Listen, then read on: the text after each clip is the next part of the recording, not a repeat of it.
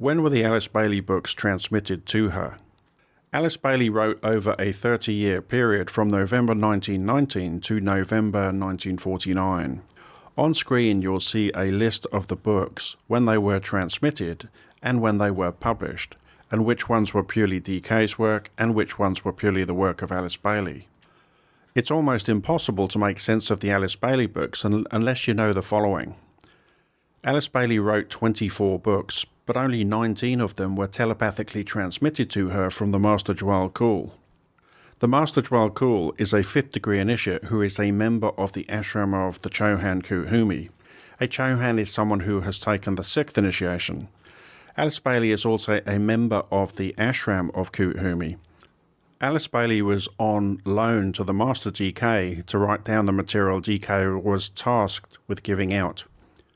One of the books, called Light of the Soul, was written by Alice Bailey with DK providing the Sanskrit to English translation and also checking with him as to the meaning of the sutras. 4 of the books Alice Bailey wrote herself with no help from the Master DK. The other thing readers often don't take into account is when the material in a particular book was received by Alice Bailey. Many of the books were written over many years.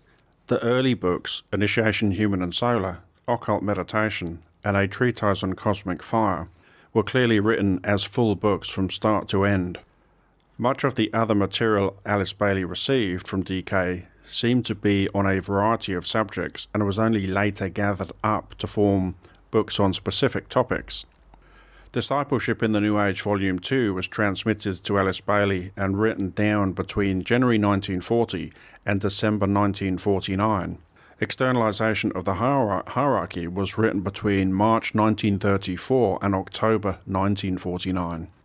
Because this information is not clearly presented in the books and is not easily available, people often take pieces of information out of context. So something written in 1922 could be applied to 1945 or some other time. There are also many instances of abrogation in the teachings where an earlier statement is superseded by a later one. To make sense of this transmitted material, it is essential to know when it was transmitted to Alice Bailey and written down, and also when it was first published, because there can be wide differences between the 2 dates. One final thought, seeing as several of the books were edited and published after Alice Bailey's death, how do we know whether information was removed or modified from the original manuscripts or not?